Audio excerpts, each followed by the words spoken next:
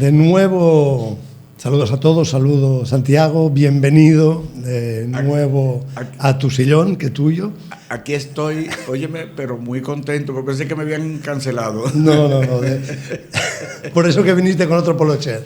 No sabes si eres del equipo, ¿no? No soy del equipo y por lo tanto... No, pero es un color específico, porque es el color de los elegidos. Así que... de eso estaremos hablando. Estamos dentro del Apocalipsis. Yo sé que tú has estado siguiendo exacto.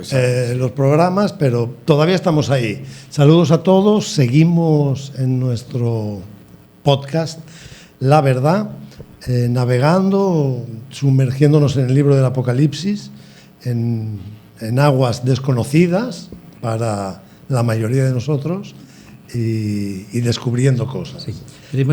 Estábamos, padre, en las cartas a las iglesias. Hemos dicho que el Apocalipsis es una revelación de Jesucristo a su iglesia, que está en tribulación, y lo primero de todo es hacer una llamada de atención a la iglesia para que se convierta, se ponga de cara a Dios, para poder entender todo lo que va a venir después. Entonces, por eso esta primera sección, este primer septenario, que son las cartas a las 7 iglesias. Todas son riquísimas, pero es imposible que nos detengamos en cada una de ellas. Se podría hacer, pero sería demasiado largo.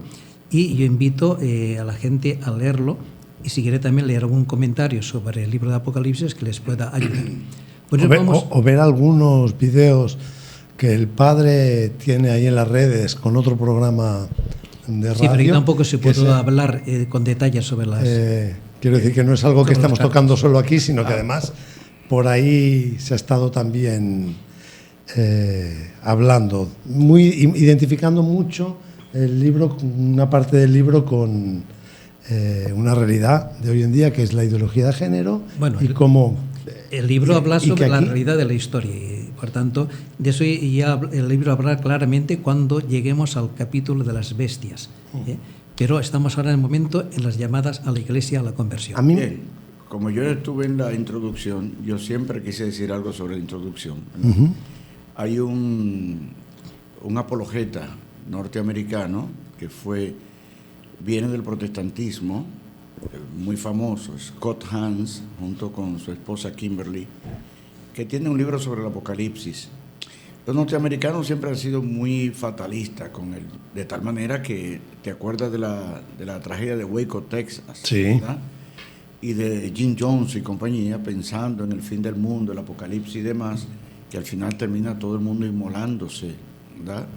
Y sobre eso fue la tragedia terrorista más fuerte que hubo en Estados Unidos, que fue la voladura del edificio federal.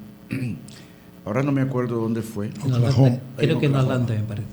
Creo que era Oklahoma. Creo que fue un edificio federal que es el atentado interno terrorista más fuerte que han tenido, no de fuera, sino de norteamericanos.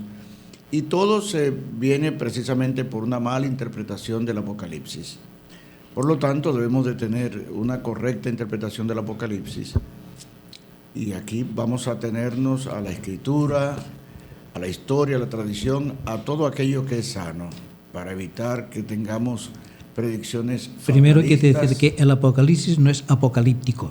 O sea, el concepto de apocalíptico como desastroso y demás, el Apocalipsis nada tiene que ver con eso. Es todo lo contrario, es una palabra de aliento, de consuelo, de esperanza. Por eso me gusta mejor el otro nombre que tiene, perdón, no que yo vaya ahora, sino revelación. No, es otro de la forma en que se llama, la revelación. Es que es lo mismo, Apocalipsis en griego significa eso, justamente. A mí lo que me gusta... Los ignorantes son un caso. A mí lo que me gusta es no perder de vista aquello que decíamos un poco en la introducción del libro, que no es que hable de lo que vendrá, sino de lo que es. O sea, de que desvela una realidad que nos es oculta. Que mientras vivimos, el pobre hombre de la calle, preocupado de su levantarse, ir a trabajar, y al mismo tiempo ignora toda una realidad que está y que le supera, que es un combate, lo que hablábamos de un Matrix. Sí, pero vamos a entrar directamente en materia. Está bien, pero no quiero que, porque tenemos quien nos sigue, no quiero perder esa visión de que el Apocalipsis nos está abriendo los ojos a algo que... La realidad actual. que alguien quiere que esté velado, que no lo veamos y que vivamos de nuestras 4 cositas y nuestras 4 preocupaciones diarias, que ahí es donde nos quiere y nos tiene muy cómodos. Bien, centrándonos en las cartas, ya dijimos que las cartas tienen, las iglesias, mejor dicho, tienen un doble peligro. Un peligro que viene de fuera, que es la persecución del mundo, y un peligro que surge de dentro, que es justamente para evitarse esta persecución, el pactar con el mundo. Ese es, digamos, el leitmotiv de todas las cartas. Nosotros vamos ahora a centrarnos únicamente en las 3 últimas, que pueden ser un poco paradigmáticas, para no tener que estar yendo una por una. Correcta, la primera es la iglesia de Sardes. La iglesia de Sardes es una iglesia moribunda y además va a recibir, digamos, el reproche más duro de todas las cartas, va dirigido justamente a esta iglesia. Parece una iglesia que es pujante, que está viva, pero solamente es una apariencia. ¿Por qué? Porque hay un problema, ha disociado la fe de las obras. Una cosa es lo que cree, pero sus obras van por otro camino. Por tanto, es un juicio severo, quizá el más duro, repito, de las 7 iglesias. Una iglesia que parece haber destruido la unidad de la fe entre lo que significa vivir en consonancia con lo que uno predica, con lo que uno vive. Por eso le dirá el Señor: ponte en vela, reanima lo que te queda y está a punto de morir. La iglesia, por tanto, está a punto de morir. Los cristianos de Sardes, en su comunidad no se vierten las convulsiones que se observan en otras iglesias, no hay cosas graves ni cosas por el estilo, viven en la mediocridad, enfrascados en las cosas de este mundo y por tanto sin una tensión escatológica, no hay algo externo que les empuje. Tanto sus obras pueden parecer sólidas pero están vacías. No hay trascendencia. No hay trascendencia, que esto puede ser muy bien aplicable a la iglesia del mundo occidental, que durante mucho tiempo ha vivido, digamos, la tranquilidad, no ha habido, por ejemplo, la diferencia que puede haber entre las iglesias que han estado en la Europa oriental, han estado bajo el comunismo durante mucho tiempo, y las iglesias de la parte occidental que han vivido, digamos, más tranquilidad. Lo mismo se nota en aquellas iglesias que están siendo en este momento objeto de persecución, por ejemplo, ciertas iglesias africanas, que aquellas que estamos viviendo la tranquilidad hasta el momento.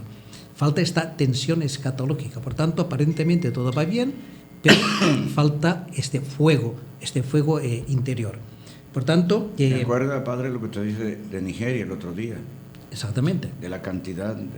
De la asistencia a la misa, en los domingos supera el 97% de los cristianos, porque es una iglesia que está en persecución y aquí te puedes jugar la vida simplemente por ir a misa. Puede pasar cualquiera con una metralleta y ametrallar a los que están indiscriminadamente, a los que se encuentran allá.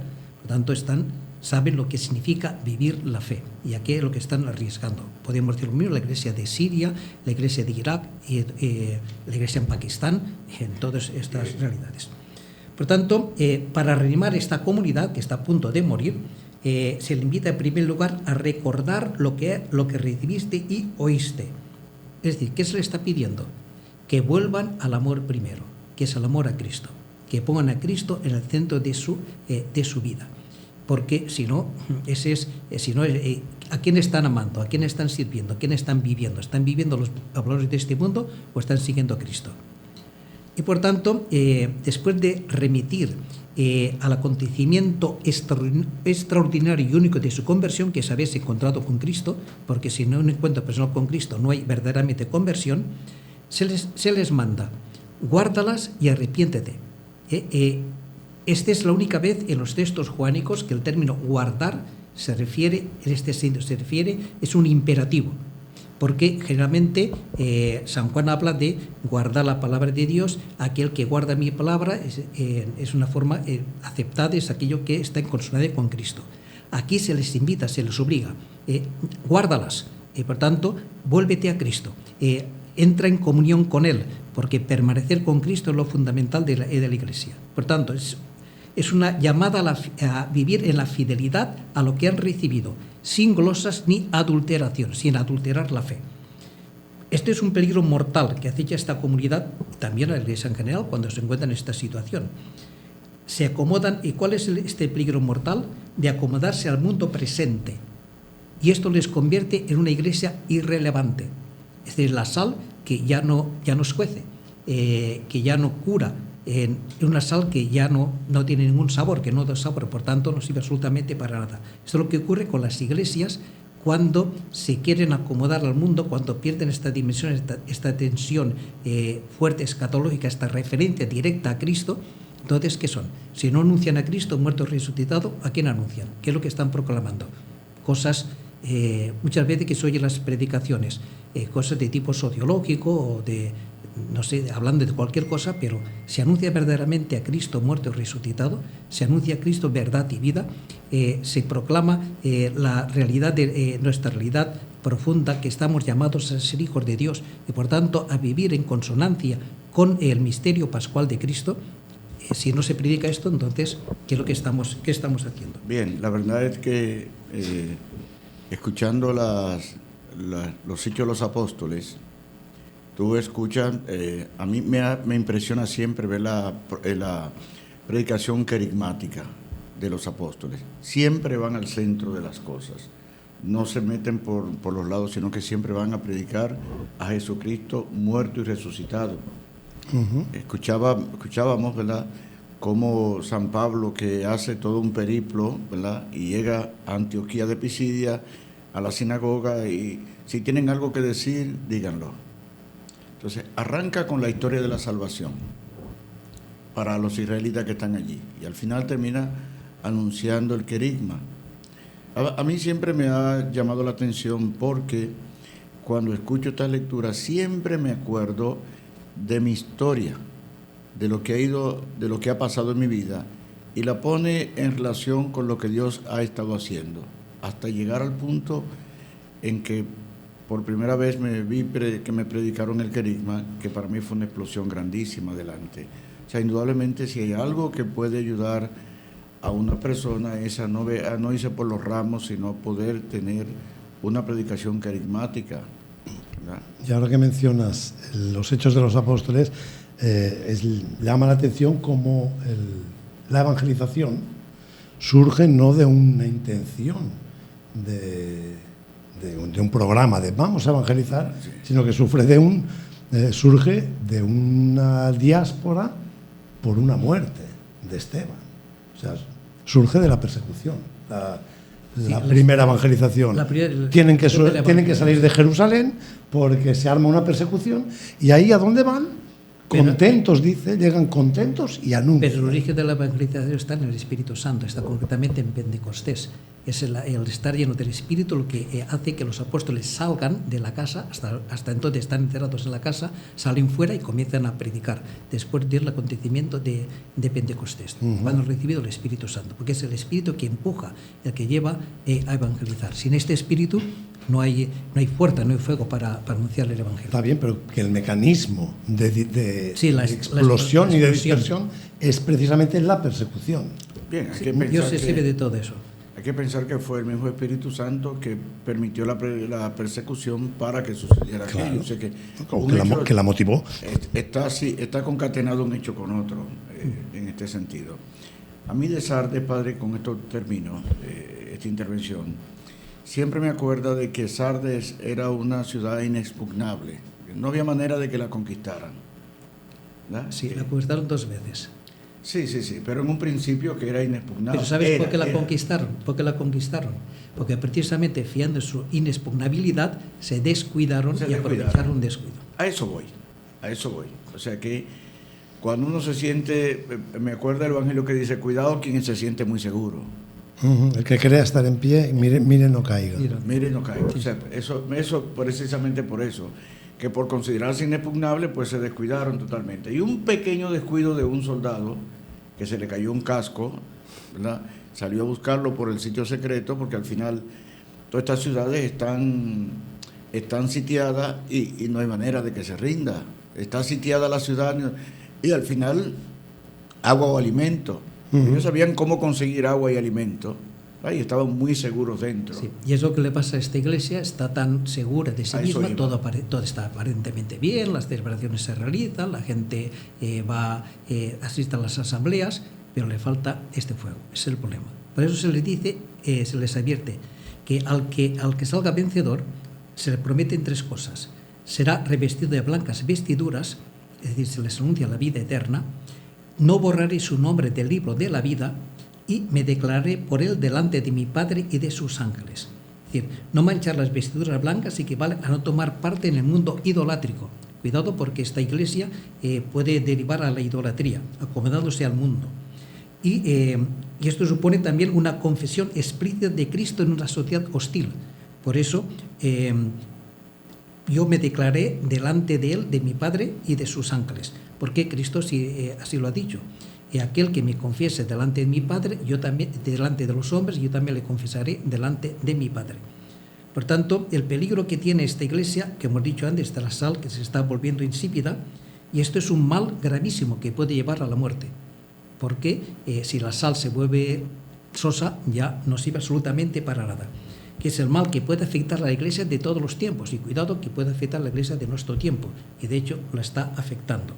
Porque cuando se quiere acomodar el Evangelio a las ideologías del momento para ser aceptado por el mundo, se pierde el poder salvífico del Evangelio. De hecho, se está negando a Cristo delante de los hombres. Por lo tanto, también él, el que defiende estas ideas, será negado por Cristo, ya que se ha convertido en un extraño. Y su nombre puede ser borrado del libro de la vida, pues el don de Dios requiere la respuesta del elegido. De ahí esta advertencia final de esta carta. El que tenga oídos, oiga lo que el Espíritu dice a las iglesias. Porque cuidado, que el peligro es real, el peligro es gravísimo, el peligro es mortal. Y no solamente consiste en que nos acomodamos al mundo. Cuidado, si te acomodas al mundo, estás negando a Cristo. Y si está negando a Cristo, también serás negado por él y tu nombre será borrado del libro de la vida. Esto de borrado del libro de la vida es sumamente... Es terrible. Terrible, sí. Sí, porque no serás inscrito. Habla de los que están inscritos. Que están inscritos. Para ser borrado, primero has de estar inscrito. O sea. Sí, realmente. Bien, esta es la iglesia de Sardes, que es un tipo de iglesia que podemos ver también hoy en día. La segunda iglesia que vamos a comentar es la iglesia de Filadelfia. La iglesia de Filadelfia es la única de las 7 iglesias que no recibe reproches. Aparentemente todos son alabanzas. Por tanto, es una iglesia que es pequeña, que es pobre, pero que de alguna manera está viviendo en fidelidad a Cristo. En este caso, el autor está proclamando que en esta iglesia está Cristo presente como revelador del Padre y poniendo el fundamento de todo. Cristo es el testigo fiel y esta iglesia de alguna manera está en fidelidad a Cristo. Por tanto, dice que le daré las llaves y conozco tu conducta. Mira que he abierto ante ti una puerta que nadie puede cerrar, porque aunque tienes poco poder, has guardado mi palabra y no has renegado de mi nombre. Esta puerta que se está abriendo es una posibilidad de la evangelización.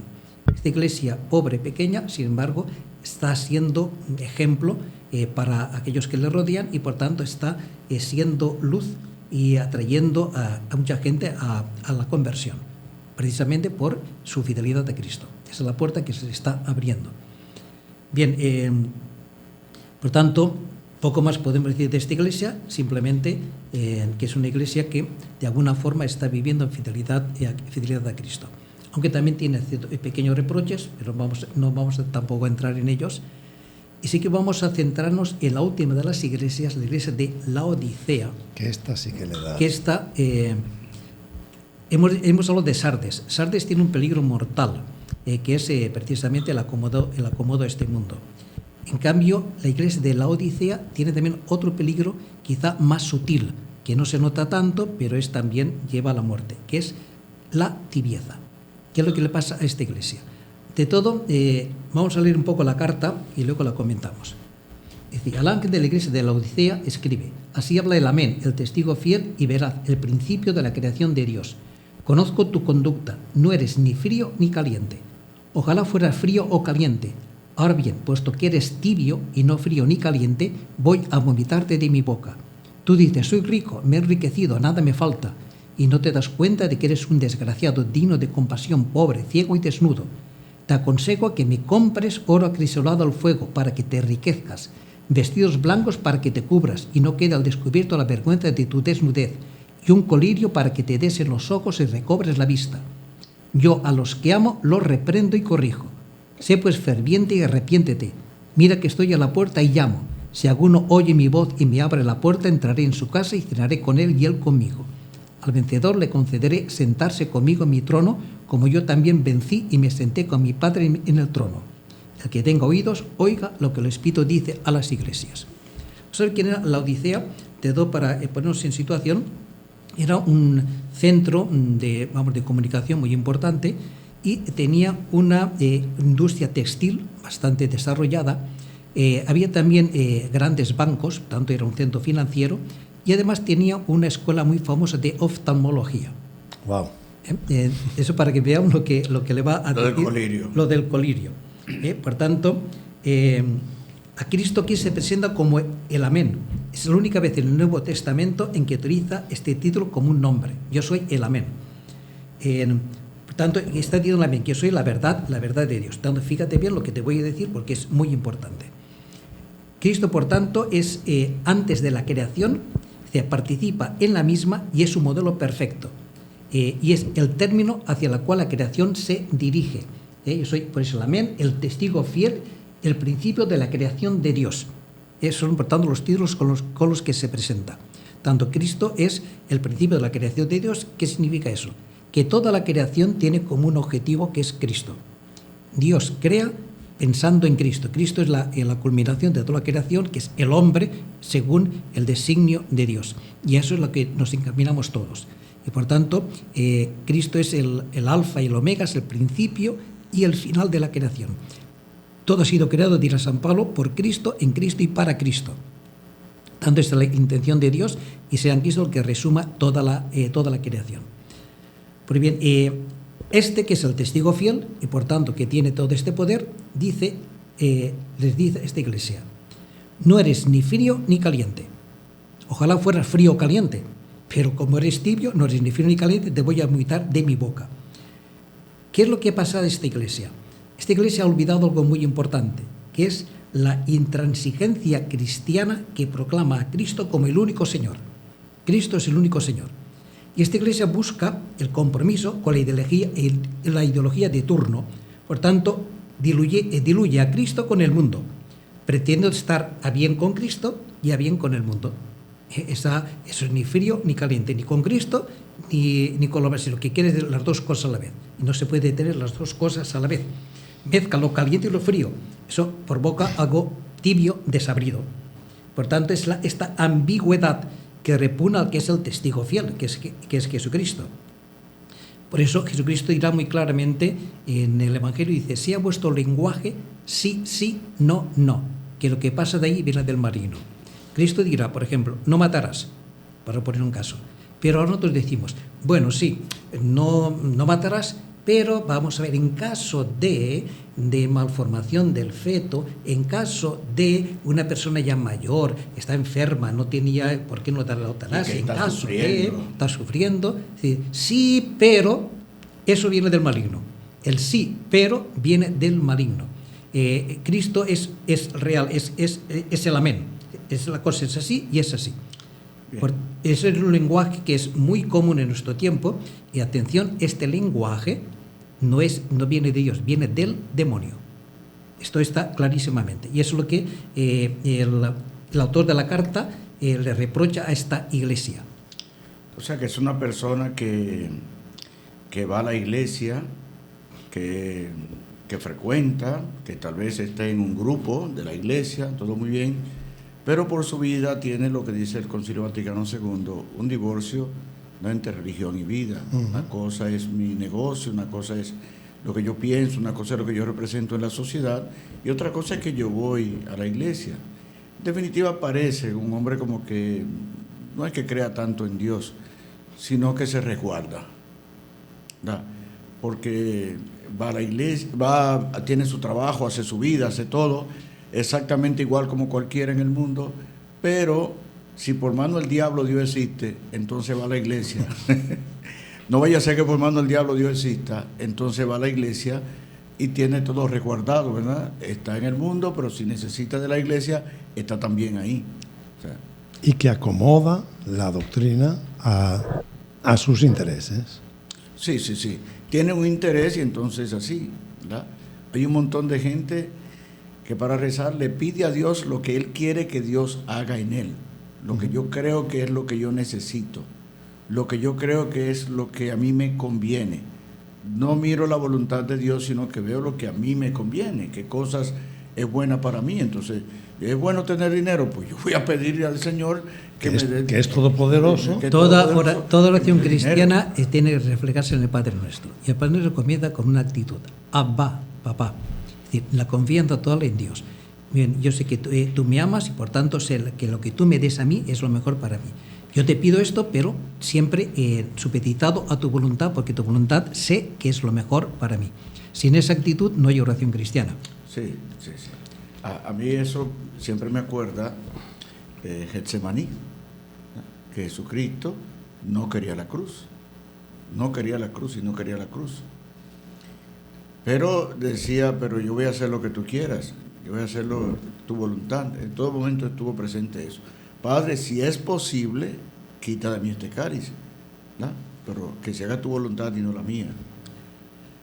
Y como Jesucristo ya llega un momento en que se convence que la voluntad de Dios es que se vaya a la cruz, ¿no? Bien, entonces, ¿qué le pasa a esta iglesia? Esta iglesia, en apariencia externa, sigue siendo iglesia de Cristo, pero es tibia. Ha logrado integrarse en el mundo y, por tanto, ni provoca escándalo ni da testimonio. Por tanto, es una iglesia que se cree rica, parece que no necesita de nada, complacida consigo mismo, no hace autocrítica, no necesita convertirse cada día, piensa que todo está bien, que todo está en orden. Sin embargo, le dice el Señor, no te das cuenta de que eres, dice él, porque pone el artículo determinado, el desgraciado, el desnudo y el ciego. O sea, le pone, por tanto, es la iglesia desgraciada por excelencia. ¿Por qué? Porque ignora incluso el mal que padece. Tiene un mal y no sabe que tiene este mal. Entonces, lo peor que le puede pasar. Tener una enfermedad, no sabe que tienes esta enfermedad. Ser ciego y pensar que ves. Exactamente. Por tanto, entonces, ¿qué le dice? Por eso te aconsejo, le detecta el mal y te aconsejo. Primero, que me compres. Atención, porque los dones de Dios, dice Isaías, que son gratuitos, que no hace falta ni oro ni plata para ello. Aquí, en cambio, dice que me compres. Este verbo, el comprar, lo importante no está en el costo de lo que cuesta. Porque el texto de Isaías dice comprar sin pagar vino y leche de balde. Pero el hecho de tener que comprar y no simplemente recibir un regalo está indicando que los dones de Cristo no se reciben de forma pasiva. Es decir, Dios me lo da, tienen que ser acogidos, tienen que ser aceptados. Hay una intervención activa del hombre, exige una acogida positiva, es decir, un salir de sí mismo y un cambio de actitudes. Porque yo no puedo decir, recibe los dones de Cristo, vienen a mí y yo me quedo como estaba. No, supone esta actitud mía de conversión, de aceptar el don de Cristo como aquello en lo que esto significa. Por tanto, para su pobreza espiritual, necesita el oro acrisolado al fuego. El oro que es la gloria, el reflejo de la gloria de Dios. Es decir, la comunidad de la Odisea, para recobrar las riquezas de Cristo, debe, como él, en obediencia a Dios, despojarse de todos los bienes que le atan a este mundo. Porque yo no puedo recibir los dones de Dios si en primer lugar no me vacío de mí mismo. Ya hablamos de esto concretamente con lo que es, cuando hablamos de Abraham, cuando hablamos de la viuda de las dos moneditas. Para poder yo recibir el don de Dios, para poder tenerlo todo, yo tengo que vaciarme de todo. Porque si yo me quedo con mis riquezas, con mis ídolos, Dios no puede ocupar ese lugar, porque Dios no comparte ese lugar con los ídolos. Por eso es necesario darlo todo, vaciarle de todo. Esto en cuanto para la pobreza espiritual. Para su desnudez ha de conseguir vestidos blancos, que es decir, que es vestido blanco, en la renovación de su bautismo, de la realidad nueva que han recibido en el bautismo, que le hace ser una condición nueva, una criatura nueva, porque el cristiano no es como los demás hombres. El cristiano ha recibido un don inmenso de Dios, ha recibido el Espíritu Santo de Dios, tiene un nuevo ser, una nueva naturaleza que le capacita para hacer aquello que el hombre normal no puede hacer, como es dar la vida por los demás, como es vencer a la muerte. Esa es la condición propia del cristiano. Llamamos que el cristiano es aquel que con Cristo ha entrado en su muerte y ha sido resucitado con él, y por tanto tiene poder para dar la vida y tiene poder para recuperarla de nuevo. Esto es lo que significa este vestido blanco. Por tanto, se les incita a asumir las exigencias de su bautismo, de forma que sean verdaderamente signos de Cristo. Y en primer lugar, y para último, el colirio, para que los que no ven, vean, y los que ven, dirá Jesús, que hay algunos que ven, pero en realidad están ciegos. Y en cambio hay que son ciegos, pero que ven gracias al don de Cristo. Por tanto, el mal de esta iglesia parece ser el del fariseísmo. Es el problema que tiene esta iglesia. Yo iba a decir que de todas las 7 iglesias, quizás esta es la que más se acerca a la actualidad. Todas tienen algo que ver con la actualidad, pero bueno. Sí, pero esto como que se me hace muy cercano en tiempo y espacio a lo que hoy tenemos. Una iglesia donde es difícil, donde todo está muy bien mientras me hace engordar mis actitudes cristianas, pero cuando me significan, me identifican enfrentándome al mundo, entonces ya no me gusta. Sí, pero ¿por qué cuando se me señala? ¿Por qué se parecen a los fariseos? Porque fiados de sus buen hacer, de sus buenas obras, ya no necesitan la gracia de Cristo. Ya les basta con... Ellos cumplen, ellos son aparentemente, todo va bien, por tanto no necesitan absolutamente nada más. Por eso necesitan reconocer su debilidad, conocer su pecado, para que puedan entonces, tengan necesidad de adherirse a Cristo, de clamar a Él.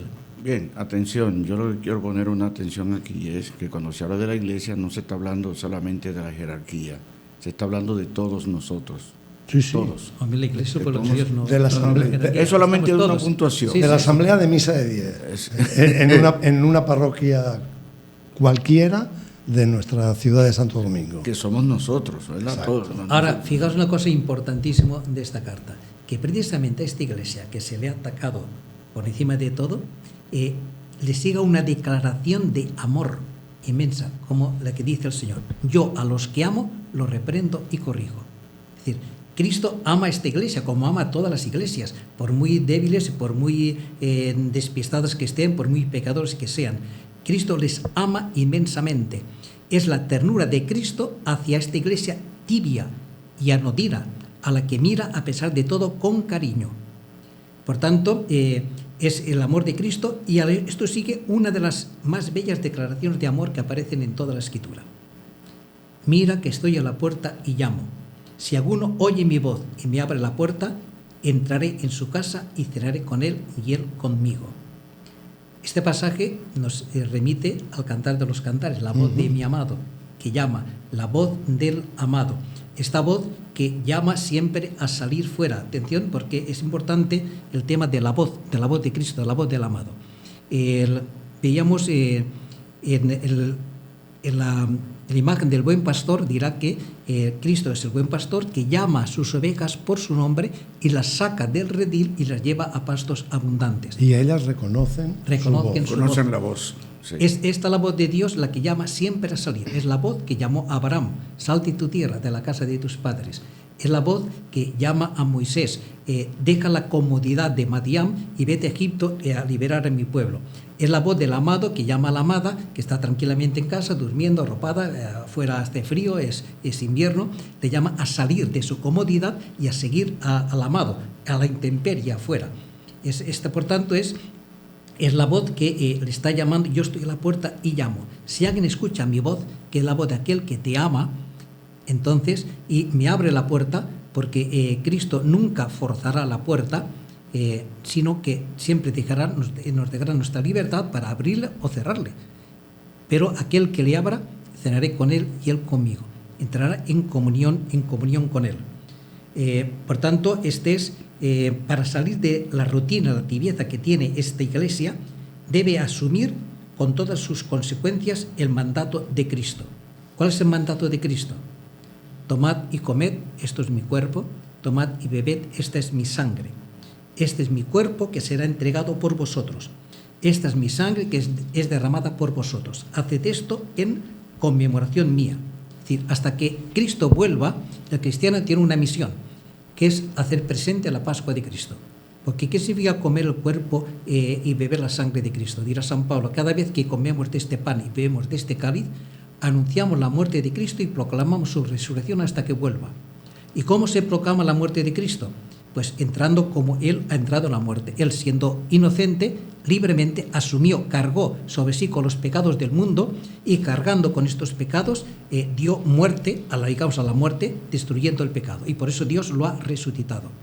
Del mismo modo, el cristiano, porque cristiano es aquel que se hace uno con Cristo, que participa de la Pascua de Cristo. Sin esta participación, sin esta inserción en la Pascua de Cristo, no nos podemos llamar cristianos. Es aquel que, igual que Cristo, está dispuesto a cargar con el pecado de aquellos que le rodean. ¿Puede el marido cargar con el pecado de la mujer y viceversa? O con el pecado de sus hijos, o los hijos con el pecado de sus padres, o de su jefe del trabajo, o de los vecinos, lo que sea?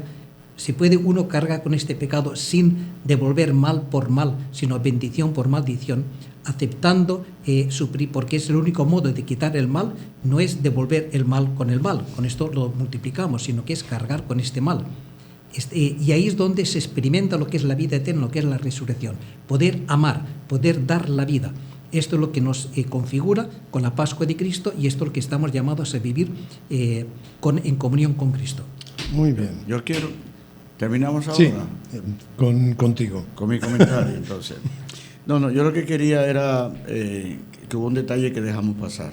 El detalle de a los que amo los corrijo, ¿no? Siempre me acuerda la carta a los hebreos que dice que toda corrección no es bien aceptada. Y yo siempre digo que toda corrección nunca es bien aceptada. Parece como muy radical esto. Bueno, los que somos padres lo sabemos muy bien, ¿verdad?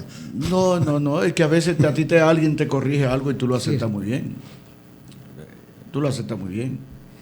El problema de la corrección que está hablando aquí es la corrección en la historia, que ya ahí la cosa es diferente. Uh-huh. Entonces sí.